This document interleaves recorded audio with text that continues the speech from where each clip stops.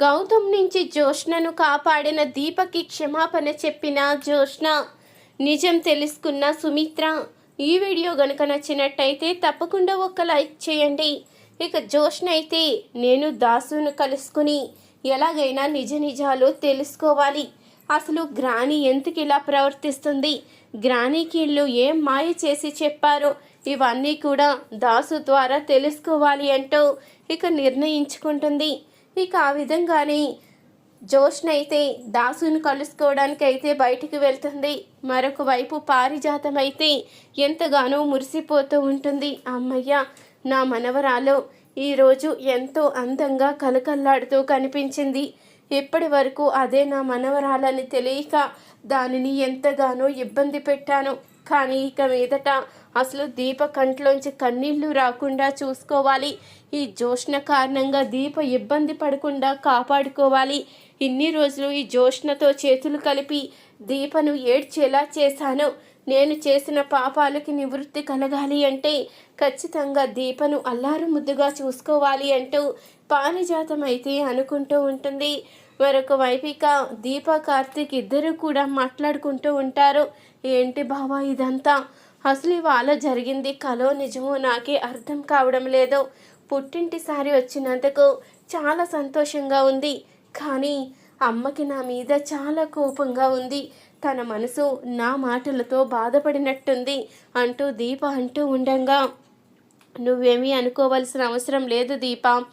అత్త ఇప్పుడు నీ మాటలు విని బాధపడచ్చు, కానీ అన్ని నిజాలు తెలిసినప్పుడు తను ఎవరిని దూరం చేసుకుందో, తాను చేసిన తప్పేంటో అన్నీ కూడా అత్తకి తెలుస్తాయి అంటూ కార్తీక్ అయితే చెప్తూ ఉంటాడు. ఇంతలో మరొక వైపు జ్యోష్ణ అయితే ఇక దాసుని కలుసుకోవడానికి అయితే వెళ్తుంది. ఇక దాసునైతే నిలదీస్తూ ఉంటుంది. ఏంటి అసలు మీరు ఏం చెయ్యాలనుకుంటున్నారు? గ్రానీకి ఏం మాయ చెప్పి మీ వైపు తిప్పుకున్నారు? ఎప్పుడు దీప్ అంటేనే పడని తను ఇప్పుడు దీప చుట్టూ తిరుగుతూ దీప నామ జపం చేస్తుంది అంటూ అడుగుతూ ఉంటుంది జ్యోష్ణ. ఏంటమ్మా జ్యోష్ణ, అందరూ ఏటెల కాలం ఒకలాగే ఉంటారా? మనసుల్లో మార్పు అన్నది ఉంటుంది కదా, నువ్వు మారలేదని ఇక అందరూ కూడా మారకుండా ఉంటారు అనుకున్నావా అంటూ అడుగుతూ ఉంటాడు దాసు. అయితే నాకు ఇలా కహానీలు చెప్పవలసిన అవసరం లేదు, ఉన్న నిజం చెప్పు. అసలు ఎందుకు ఇలా మారిపోయింది గ్రాని, అసలు ఏం చెప్పారు అంటూ అడుగుతూ ఉండగా, ఏం చెప్పారో ఎందుకు చెప్పారో ఇవన్నీ నీకు అనవసరం. నువ్వు చేయవలసిన పనులేయి నువ్వు ఆపలేదు కదా, అలాంటప్పుడు ఎందుకు నువ్వు ఇంతగా ఇబ్బంది పడిపోతున్నావో అంటూ అడుగుతూ ఉంటాడు దాసు. అయితే సరే నేనే తేల్చుకుంటాను, మీరేం చెప్పారో నువ్వు చెప్పకపోయినా అన్నీ నేనే తేల్చుకుంటాను అంటూ జ్యోష్ణ అయితే కోపంగా ఇక బయలుదేరుతుంది. ఇంతలో అటుగా గౌతమ్ అయితే వెళ్తూ ఉంటాడు. ఇక జ్యోష్ణని చూసి కోపంతో రగిలిపోతూ ఉంటాడు. నా చేత ఎన్నో పనులు చేయించింది, నన్ను పెళ్లి చేసుకుంటానని నమ్మించి మోసం చేసింది. ఇలాంటి దాన్ని వదిలిపెట్టడానికే వీల్లేదు. నన్ను ఒక బకరాని చేసి తన పనులన్నీ నా చేత చేయించుకుంది. అలాంటి తనని ఎలా వదిలిపెడతాను? ఎట్టి పరిస్థితిలో కూడా వదిలిపెట్టేదే లేదు అంటూ ఇక గౌతమ్ అయితే అప్పుడే జ్యోష్ణ ముందుకైతే వస్తాడు. గౌతమ్ని చూసిన జ్యోష్ణ అయితే ఒక్కసారిగా షాక్ అయిపోతుంది. నువ్వు నన్నెందుకు ఆపావు అంటూ అడుగుతూ ఉంటుంది. నిన్నెందుకు ఆపానా? ఎప్పుడూ నన్ను బకరాని చేసి వాడుకున్నావు, మరి నా రివెంజ్ కూడా తీర్చుకోవాలి కదా, అందుకని నిన్న ఆపాను అంటూ గౌతమ్ అయితే చెప్తూ ఉంటాడు. ఏంటి నీ రివెంజా, ఏం చేస్తావు అంటూ అడుగుతూ ఉంటుంది జ్యోష్ణ. కంగారు పడుకు, ఏమి చేయను, కేవలం నీ ప్రాణం తీసేస్తానంతే అంటూ గౌతమ్ అయితే అంటూ ఉండగా, ఏంటి నీ ప్రాణం తీసేస్తాను అంటూ అంత సింపుల్గా చెప్పేస్తున్నావు అంటూ అడుగుతూ ఉంటుంది జ్యోష్ణ. నీ గురించి తెలిసిన వాడెవ్వడు కూడా నిన్ను వదిలిపెట్టడే, నీలాంటి దాన్ని క్షమించడానికే వీల్లేదు.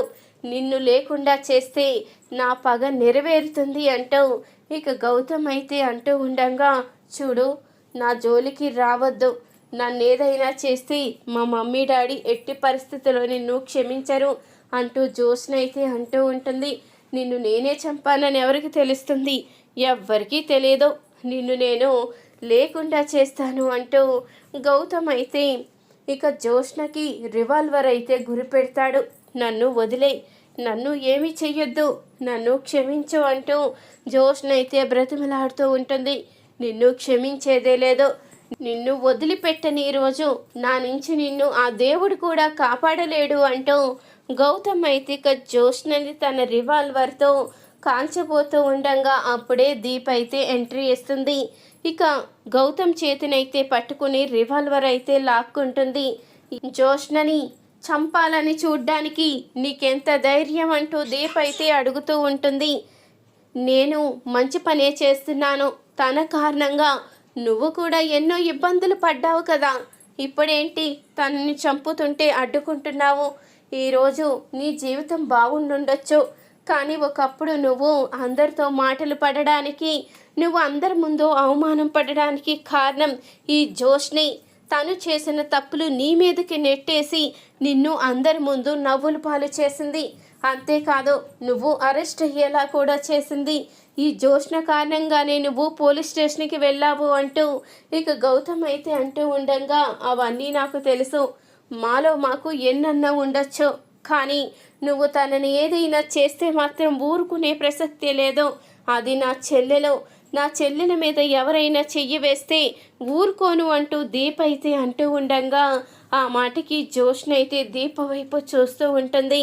చూడు, నువ్వు తనని చంపాలని చూస్తే ఊరుకోను, నా చేతిలో చస్తావో లేకపోతే ఇక్కడి నుంచి వెళ్ళిపోతావో నువ్వే ఆలోచించుకో అంటూ ఇక దీప్ అంటూ ఉండగా, నువ్వు అడ్డొస్తే ఇద్దరిని చంపేస్తాను, నిన్ను మాత్రం ఎందుకు వదిలిపెడతాను అంటూ రివాల్వర్ అయితే మళ్ళీ తీసుకుంటాడు గౌతమ్. అయితే అప్పుడే జోష్నని చంపబోతూ ఉండగా దీప్ అయితే అడ్డు వస్తుంది. నువ్వు చంపాలి అంటే ముందు నన్ను చంపి అప్పుడు జోష్నని చంపు, నువ్వు నన్ను చంపాలి అనుకుంటే ఖచ్చితంగా దొరికిపోతావు, ఎందుకంటే నేను ఆల్రెడీ పోలీసులకి ఇన్ఫర్మేషన్ ఇచ్చాను, ఇక్కడే గనుక నువ్వు ఉంటే ఆల్రెడీ వాళ్ళు ఈ పాటికి దగ్గరికి వచ్చే ఉంటారు, నువ్వు ఖచ్చితంగా అరెస్ట్ అవ్వడం ఖాయం, జీవితాంతం జైల్లో చెప్పుకూడు తినడం ఖాయం అంటూ ఇక అంటూ ఉండంగానే ఆ మాటకి ఇక గౌతమ్ అయితే కోపంగా అక్కడి నుంచి అయితే వెళ్ళిపోతాడు. అప్పుడే జోష్న అయితే ఇక దీప చేతులు రెండు పట్టుకుని, నన్ను క్షమించు దీప, ఇంతకాలం నీ విషయంలో చాలా తప్పు చేశాను, కానీ ఇప్పుడు నేను చేసిన తప్పేంటో నాకు అర్థమైంది, నువ్వు ఎంత మంచిదానివో అర్థమైంది. నువ్వు ఉదయం అన్న ఒక మాట గుర్తుందా, అందరూ నాలా మంచి వాళ్ళుండరు, నీ కారణంగా నష్టపోయిన వాళ్ళు ఖచ్చితంగా నీకు హాని కలిగిస్తారు అని. నిజమే దీప, నా కారణంగా నష్టపోయిన గౌతమ్ నన్ను చంపాలని ప్రయత్నించాడు, తనకి ఏదో ఒక్క నష్టం జరిగిందని నన్ను చంపాలని అంత కోపంతో రివాల్వర్ తీసుకువచ్చాడు, కానీ నీ విషయంలో నేను ఎన్నో తప్పులు చేశాను, చాలా బాధ పెట్టాను, అందరినీ కూడా ఎంతగానో ఇబ్బంది పెట్టాను, మరి నీకెందుకు నన్ను చంపాలని కోపం రాలేదు అని అడుగుతూ ఉంటుంది జోష్న అయితే. చూడు, నువ్వు నన్ను ఎన్ని ఇబ్బందులైనా పెట్టుండొచ్చు, కానీ నువ్వు నా బాబాయ్ కూతురివి, అంటే నా చెల్లెలివి, అలాంటి నీకు ఏదైనా ఇబ్బంది వచ్చినప్పుడు నేను ఒక అక్కగా నిన్ను కాపాడుకోవడం నా ధర్మం, నువ్వు మారుతావని నీకు ఒక అవకాశం ఇచ్చాను, కానీ ఆ దేవుడి దయ వల్ల ఇప్పుడు నువ్వు మారావనే అనుకుంటున్నాను అంటూ ఇక దీప్ అయితే చెప్తూ ఉంటుంది. ఇంతలో జోష్న మీద అనుమానంతో ఫాలో అవుతూ వచ్చిన సుమిత్ర అయితే వీళ్ళిద్దరు మాటలు వింటుంది. అప్పుడే ఇక జోష్న అయితే చెప్తూ ఉంటుంది, నువ్వే ఆ ఇంటి అసలైన వారసురాలివి, లెక్క అయితే నువ్వే మహారాణిలా పెరగాలి, కానీ నేను మహారాణిలా పెరిగాను, నువ్వు ఒక పని మనిషిలా పెరిగావు, ఈ విషయాల్లో ఏటిల్లో కూడా నీకు కోపం రాలేదంటూ అనగానే నువ్వు ఆస్తి హోదా ఇవన్నీ కోరుకున్నావు, కానీ నేను నా తల్లి తండ్రి ప్రేమ దక్కితే నాకన్నా అదృష్టవంతురాలు ఎవరూ ఉండరని నేను కోరుకున్నాను, నేను కేవలం కోరుకునేది మా అమ్మ నాన్న ప్రేమ మాత్రమే, ఆస్తి అంతస్తులు కాదు, ఆ విషయం మాత్రం నువ్వు గుర్తుపెట్టుకో అంటూ దీప్ అయితే ఇక జోష్నతో చెప్తూ ఉంటుంది. ఇంతలో ఈ మాటలన్నీ విన్న సుమిత్ర అయితే అసలు నిజం తెలుసుకుంటుంది. దీపే తన కన్న కూతురు అని, దీప మంచితనం అన్నీ తెలుసుకుని సుమిత్ర అయితే కుమిలిపోతూ ఉంటుంది. ఈ వీడియో కనుక నచ్చినట్టయితే తప్పకుండా ఒక్క లైక్ చేయండి. మీరిచ్చే ఒక చిన్న లైక్ మా ఛానల్కి ఎంతో మోటివేషన్ ఇస్తుంది.